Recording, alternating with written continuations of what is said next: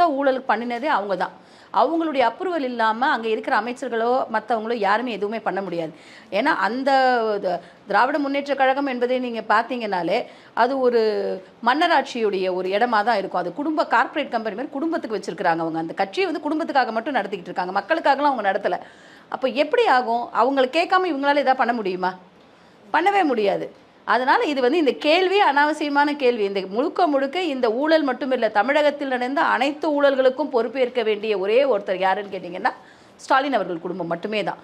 அதனால் இந்த கேள்விக்கே அவை கிடையாது. எல்லாத்துலேயுமே அவங்களுக்கு பங்கு போயிருக்கு. எல்லாத்துலேயுமே அவங்க கேட்குற பங்கு அவங்களுக்கு கொடுத்தா தான் இந்த வேலையை செய்ய முடியும், இல்லைன்னா இது பண்ண முடியாது.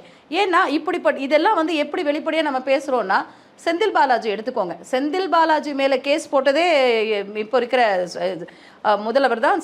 கேஸ் வந்து முதல்ல ஃபைல் பண்ணதே அவர் தான் ஃபைல் பண்ணார். அவங்க கட்சிக்கு வந்ததுக்கப்புறம் அந்த கேஸ் எல்லாம் ஒன்றும் இல்லாத மாதிரி அப்படியே இருந்தார்.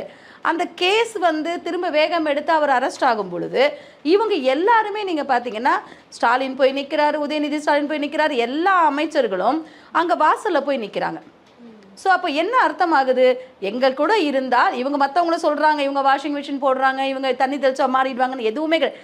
அது அத்தனையும் செய்யக்கூடிய ஒரே கட்சி இந்தியாவில் இருக்கிற ஒரு கட்சி எதுன்னு பார்த்தீங்கன்னா திராவிட முன்னேற்ற கழகமும் மு க ஸ்டாலின் அவர்களும் தான். ஸோ அனைத்து ஊழல்களுக்கும் அவர் தான் பொறுப்பு.